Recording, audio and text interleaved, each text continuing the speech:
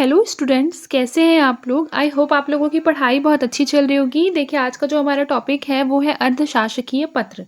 तो आइए देखते हैं, परिभाषा पहले देखेंगे, उसके बाद हम इसका प्रारूप देखेंगे कि किस तरीके से अर्धशासकीय पत्र को लिखा जाता है। देखिए, अर्धशासकीय पत्र को सामान्यतः क्या कहते हैं, डेमी ऑफिशियल लेटर कहते हैं। ठीक है, वे पत्र जो एक सरकारी अधिकारी के द्वारा किसी दूसरे सरकारी अधिकारी को लिखे जाते हैं, बेसिकली वही क्या कहलाते हैं, अर्ध सरकारी पत्र कहलाते हैं। ठीक है, देखिए यहाँ पे क्या परिभाषा लिखा हुआ है, वे पत्र जो एक सरकारी अधिकारी के द्वारा दूसरे सरकारी अधिकारी को व्यक्तिगत स्तर पर, ये इस चीज को मार्क कर लीजिए, व्यक्तिगत स्तर पर सरकारी कामकाज को त्वरित गति प्रदान करने के लिए लिखे जाते हैं, उन्हें अर्धशासकीय पत्र कहा जाता है। अगर ये व्यक्तिगत स्तर पर नहीं होता तो ये क्या नहीं होता, अर्धशासकीय पत्र नहीं होता, बल्कि क्या होता, शासकीय पत्र होता। लेकिन चूंकि कोई एक सरकारी अधिकारी किसी अन्य सरकारी अधिकारी को एक तरीके से कहा जाए तो सलाह पूर्वक, परामर्श पूर्वक कह लीजिए, या फिर मान लीजिए कि किसी अनुरोध पूर्वक, ठीक है, व्यक्तिगत स्तर पर लिख रहा है, ठीक है, तो वह क्या कहलाएगा, अर्धशासकीय पत्र कहलाएगा। इन पत्रों के द्वारा अधिकारीगण पारस्परिक संबंधों के आधार पर, ये जो पारस्परिक संबंधों के आधार पर है, इसे मतलब मार्क कर लीजिए, पारस्परिक संबंधों के आधार पर आवश्यक सूचनाएं, सम्मतियां, सुझाव एक दूसरे को देकर समस्या का शीघ्र निष्पादन कर देते हैं और अनावश्यक विलंब से बच जाते हैं। सरकारी कार्यालयों में ऐसे पत्रों की आवश्यकता बराबर अनुभव की जाती है। सामान्यतया अर्ध सरकारी पत्र तब लिखे जाते हैं जब, कब लिखे जाते हैं, ये चारों पॉइंट अभी के अभी नोट डाउन कीजिए पॉज करके वीडियो। पहला, किसी महत्वपूर्ण विषय पर शीघ्र कार्यवाही की आवश्यकता पड़ती है तब, या फिर कई अनुस्मारक देने के बाद भी मामला लंबित पड़ा हो। ठीक है, उसके पश्चात भी क्या होता है, अर्धशासकीय पत्र लिखने की नीड होती है। ठीक है, फिर देखिए तीसरा क्या है कि जब कोई गोपनीय विषय पत्र में लिखा हुआ हो। फिर चौथा है कि जब व्यक्ति के स्तर पर कोई सुझाव, सूचना या सम्मति मांगी गई हो। ठीक है, फिर देखिए यहाँ क्या लिखा है, यद्यपि इन पत्रों की विषय वस्तु सरकारी कामकाज से संबंधित होती है, तथापि इनकी लेखन शैली शासकीय पत्रों से कुछ अलग होती है। अर्धशासकीय पत्रों में सामान्यतः निम्न बातों को ध्यान में रखना चाहिए। आइए देख लेते हैं। पहला, ये पत्र क्या होते हैं, अनौपचारिक होते हैं, क्या होते हैं, अनऑफिशियल होते हैं, क्या होते हैं, अनऑफिशियल होते हैं। ठीक है, फिर देखिए ये पत्र सरकारी अधिकारियों के पद नाम से प्रेषित न करके व्यक्तिगत नाम से भेजे जाते हैं। ठीक है, फिर देखिए संबोधन में प्रिय श्री या आदरणीय श्री का प्रयोग आवश्यकता अनुसार किया जाता है। जैसे देखिए, मान लीजिए आपका कोई कनिष्ठ है तो आप प्रिय श्री का यूज करेंगे, आदरणीय श्री का यूज करेंगे। जब कोई आपका सीनियर है, ठीक है, कोई वरिष्ठ है, तब आप आदरणीय श्री का प्रयोग करेंगे। फिर देखिए महोदय का प्रयोग इसमें नहीं होता। क्यों नहीं होता, क्योंकि आपने परिभाषा में पढ़ा कि ये जो है वो व्यक्तिगत स्तर पर लिखा जाता है किसी सरकारी अधिकारी को। ठीक है, फिर देखिए समान आयु वर्ग एवं समान पद के अधिकारी एक दूसरे के लिए प्रिय श्री का ही प्रयोग करते हैं, तथा वयोवृद्ध एवं उच्च पदस्थ अधिकारियों के लिए आदरणीय श्री का प्रयोग जो है वो क्या है, आदरणीय श्री का प्रयोग वांछित है। ठीक है, यानी कि आवश्यक है। फिर देखिए लिखा है कि अर्धशासकीय पत्रों में प्रेषिती का नाम, पता ऊपर न लिखकर पत्र की समाप्ति पर बाईं ओर लिखा जाता है। पत्र की समाप्ति पर कहाँ लिखा जाता है, प्रेषिती का मतलब आप क्या समझते हैं बताइए। प्रेषिती का मतलब होता है कि जिसको पत्र जो है वो भेजा जा रहा है, और प्रेषक का मतलब होता है जो पत्र भेज रहा है, यानी कि सेंडर मतलब होता है प्रेषक, जो भेज रहा है, जिसको भेज रहा है वो होता है प्रेषिती। तो इसमें क्या होता है ना, अर्धशासकीय पत्र में मान लीजिए, अर्धशासकीय पत्र का मान लीजिए फॉर्मेट है, ठीक है, तो प्रेषिती का जो नाम होता है इसको ऊपर नहीं लिखना है, ऊपर कहीं पे भी नहीं लिखना है। ठीक है, कहाँ लिखना है, पता ऊपर ना लिखकर पत्र की समाप्ति, पत्र की समाप्ति मान लीजिए यहाँ पर हो गई, तो यहाँ पर बाईं ओर यहाँ पर लिखना है प्रेषिती का पता। ठीक है, अर्धशासकीय पत्र में ये चीज आपको एकदम अच्छे से याद रखना है। फिर देखिए पत्र की भाषा मैत्रीपूर्ण, संयत एवं सहज होनी चाहिए, क्योंकि आप व्यक्तिगत स्तर पर लिख रहे हैं। ठीक है, और ये जो पत्र है सदैव एक वचन या उत्तम पुरुष में लिखे जाते हैं। अब हम लोग क्या करेंगे, अब हम लोग देखेंगे इसका फॉर्मेट। देखिए इस तरीके का आपका क्या हो जाएगा, प्रारूप हो जाएगा। जैसे कि आप लोगों को यहाँ पर क्रमांक लिखना है, ठीक है, यहाँ पर आप लोगों को क्रमांक लिखना है, फिर देखिए शिक्षा मंडल रायपुर कहाँ से वो प्रेषित किया जा रहा है, उस विभाग का नाम, जैसे शिक्षा मंडल रायपुर छत्तीसगढ़ मैंने यहाँ लिखा है, ठीक है। दिनांक इस साइड पे लिखना है, ये तो सारे पत्र में होता है, ठीक है। लेकिन इसमें बस चेंज ये है कि प्रेषक का नाम जो है वो ऊपर में बाईं ओर लिखना था, ठीक है। प्रेषक का नाम यानी जहाँ से ये पत्र भेजा जा रहा है, कहाँ से भेजा जा रहा है, शिक्षा मंडल रायपुर छत्तीसगढ़ के एक अधिकारी के द्वारा ये क्या भेजा जा रहा है, ये अर्धशासकीय पत्र, किसको, अपने किसी कलीग को, ठीक है। देखिए तो यहाँ पर क्या लिखा हुआ है, प्रेषक के सेट्टी सचिव हैं, ठीक है, ये भेज रहे हैं पत्र को, ठीक है। किसको भेज रहे हैं, किसी अन्य सरकारी अधिकारी को भेज रहे हैं। फिर देखिए ये उसके विभाग का नाम है। फिर देखिए प्रिय डॉक्टर वर्मा, यानी कि वो क्या है, इनके कनिष्ठ हैं, तभी यहाँ पर प्रिय डॉक्टर वर्मा लिखा है, ठीक है। लिखा है, मान लीजिए कि ये फॉर्मेट मैंने ऐसे यहाँ पर ब्लैंक कर दिया है, लेकिन मान लीजिए यहाँ पर लिखा है कि मैं आपका ध्यान इस कार्यालय के पत्र संख्या लिखिएगा, ठीक है। मैं आपका ध्यान इस कार्यालय के पत्र संख्या इतना दिनांक इतना की ओर आकर्षित करना चाहता हूँ, ठीक है। दिनांक और पत्र संख्या आप अपने से लिख दीजिएगा, जो भी आपको दिया हुआ रहेगा क्वेश्चन में, ठीक है। आकृष्ट करना चाहता हूँ, जिसमें आपसे ये अनुरोध किया गया था कि मूल्यांकित उत्तर पुस्तिकाएं एवं अंक तालिकाएं क्या है, उनको तुरंत भेज दी जाए, क्योंकि परीक्षा फल में अनावश्यक क्या हो रहा है, रिजल्ट में विलंब हो रहा है। इस तरीके से आप लिखेंगे, खेद है कि अभी तक अंक तालिकाएं उन्हें अप्राप्त हैं, कृपया अंक तालिकाएं एवं मूल्यांकित उत्तर पुस्तिकाएं अविलंब रूप से भेज दे, जिससे परीक्षा फल घोषित किया जा सके। इस तरीके का लिख दीजिए। फिर यहाँ पर लिखिए आपका प्रिय के शेट्टी, ठीक है, क्योंकि आप इस क्या लिख रहे हैं, व्यक्तिगत स्तर पर लिख रहे हैं, इसीलिए यहाँ पर आपका प्रिय होगा, ठीक है।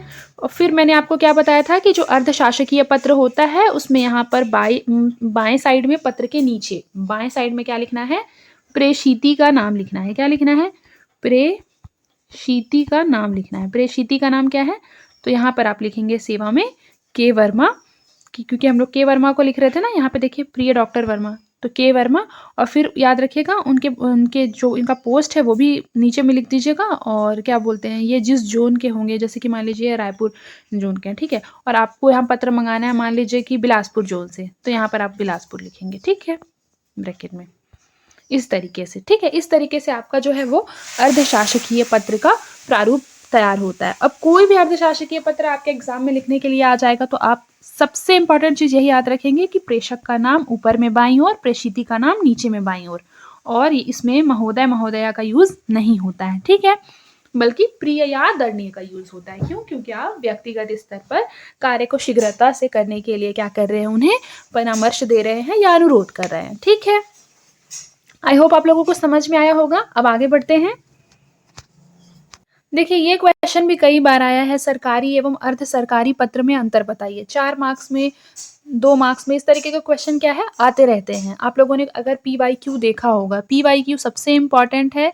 देखिए सबसे पहले हमारा जो हिंदी का सिलेबस अगर कंप्लीट हो जाता है तो हम किसी 1 साल का PYQ उठाकर देखेंगे कि हम लोगों ने जो इतनी क्लासेस की हैं वो हमको PYQ सॉल्व करने में हेल्प कर रहा है या नहीं कर रहा है, ठीक है।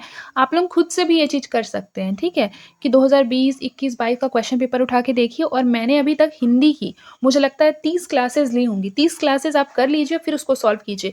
मुझे जहाँ तक लगता है कि आपका काफ़ी ज़्यादा अच्छा मार्क्स आएगा। मान लीजिए 100 मार्क्स का हिंदी रहता है, ठीक है, 100 में मुझे जहाँ तक लगता है आप 70-80 जो है अभी तक आसानी से स्कोर कर सकते हैं, ठीक है, अगर आपने पूरे के पूरे 30 क्लास अच्छी तरह से रिवीजन किए हैं तो, ठीक है। अब देखिए आइए इसे पढ़ते हैं। सरकारी एवं अर्ध सरकारी पत्र में क्या अंतर होते हैं।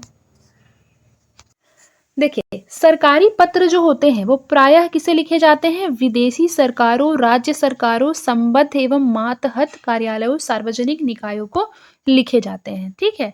जबकि अर्ध सरकारी पत्र प्रायः केंद्र सरकार के द्वारा अपने विभाग के अधिकारियों द्वारा किसी अन्य विभाग के व्यक्ति को व्यक्तिगत ध्यान किसी विशिष्ट मामले की ओर आकृष्ट करने के लिए लिखे जाते हैं। आप समझ गए होंगे कि सरकारी पत्र विदेशी सरकार को भी लिखा जा सकता है, राज्य सरकार को भी लिखा जा सकता है, सार्वजनिक निकाय इत्यादि को लिखा जा सकता है, लेकिन अर्ध सरकारी पत्र को क्यों लिखते हैं, केंद्र सरकार के द्वारा अपने ही विभाग के अधिकारी जो कि किसी अन्य विभाग के व्यक्ति को व्यक्तिगत ध्यान किसी विशिष्ट मामले की ओर अगर आकृष्ट करना। जैसे ऊपर हम लोगों ने लिखा था ना, ऊपर हम लोगों ने क्या लिखा था कि शिक्षा मंडल रायपुर के द्वारा बिलासपुर जो उनको क्या लिखा गया, एक अर्ध सरकारी पत्र लिखा गया कि वो क्या करें कि मूल्यांकित उत्तर पुस्तिकाएं जो हैं वो उन्हें भेज दे, ताकि क्या हो, परीक्षा फल घोषित करने में उन्हें हेल्प मिल सके। ठीक है, बिल्कुल इसी तरीके से। अब देखिए लिखा है दूसरा पॉइंट क्या है।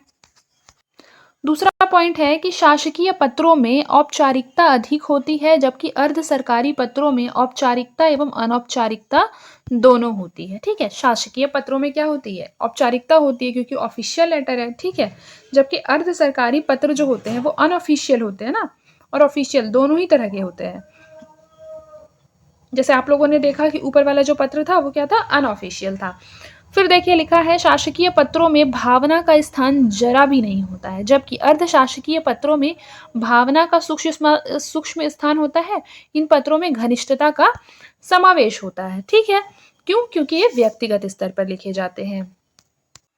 फिर देखिए शासकीय पत्रों में संबोधन में केवल महोदय लिखा जाता है, जबकि अर्ध सरकारी पत्रों में प्रिय, प्रियवर के साथ उनके नाम अथवा उपनाम आदि का भी प्रयोग होता है, जैसा मैंने ऊपर के फॉर्मेट में आपको समझाया है। फिर यहाँ पर देखिए कि शासकीय पत्र में कलेवर में मुझे आदेश हुआ है या मुझे निर्देश हुआ है पदावली का प्रयोग होता है। जब और फिर यहाँ पर क्या लिखा हुआ है, अर्धशासकीय में क्या होता है बताइए, यहाँ पर लिखा नहीं है लेकिन मैं आपको बता देती हूँ। अर्धशासकीय में जनरली क्या होता है कि किसी भी विशिष्ट या किसी भी इम्पॉर्टेंट मामले की ओर क्या करना रहता है, ध्यान आकृष्ट करना रहता है। जैसे ऊपर में मैंने आपको बताया था कि जो पत्र लिख रहे हैं यानी जो प्रेषक हैं वो क्या लिखते हैं कि मैं आपका ध्यान इस कार्यालय के पत्र संख्या दिनांक मान लीजिए डैश डैश की ओर आकृष्ट करना चाहता हूं। ठीक है, इस तरीके से होता है। ठीक है फिर देखिए छठवां है, पत्र की समाप्ति पर स्वनिर्देश के लिए सरकारी पत्र में भवदीय होता है, आपका विश्वास भाजन लिखा होता है, जबकि अर्ध सरकारी पत्र में आपका सद्भावी, आपका प्रिय इत्यादि का प्रयोग होता है। सरकारी पत्र में प्रेषक अपने हस्ताक्षर एवं पद का उल्लेख करता है, जबकि अर्ध सरकारी पत्र में प्रेषक अधिकांशतः केवल अपने हस्ताक्षर ही करता है। ठीक है, अब देखिए व्यावसायिक पत्र। आई होप आप लोगों को अर्ध सरकारी पत्र और सरकारी पत्र समझ में आया होगा। अब देखिए व्यावसायिक पत्र भी देख लेते हैं। ठीक है, कॉमर्शियल लेटर। देखिए व्यावसायिक पत्रों को व्यापारिक पत्र भी कहते हैं। ठीक है, व्यवसाय के सिलसिले में लिखे जाने वाले पत्र इस श्रेणी में आते हैं। ये पत्र पूर्णतः औपचारिक होते हैं तथा इनमें केवल मतलब की बात ही लिखी जाती है। व्यावसायिक पत्रों को विषय वस्तु के आधार पर अनेक वर्गों में बांटा जा सकता है, जैसे पूछताछ का पत्र, आदेश पत्र, तकादे का पत्र, एजेंसी से संबंधित पत्र, फिर शाख पत्र, शाख एवं परिचय पत्र, फिर बैंक संबंधी पत्र। ठीक है, इत्यादि। जैसे यहाँ पर देखिए विशेषताएं लिखा हुआ है व्यावसायिक पत्र का, ये उसको एक बार देख लेते हैं, फिर हम प्रारूप की ओर चलेंगे कि एक व्यावसायिक पत्र लिखा कैसे जाता है। जैसे देखिए विशेषताओं में पहला विशेषता है कि व्यापारिक पत्र छपे हुए लेटर पैड पर लिखे जाते हैं। दूसरा, ये पत्र पूर्णतः औपचारिक होते हैं। तीसरा, पत्र की भाषा पूर्णतः संयत, मैत्रीपूर्ण, सुस्पष्ट होती है। पत्र संक्षेप में लिखे जाने चाहिए। फिर है संबोधन में प्रिय, महोदय आदि का प्रयोग होता है। व्यावसायिक पत्र में किसका प्रयोग होता है, प्रिय या महोदय का प्रयोग।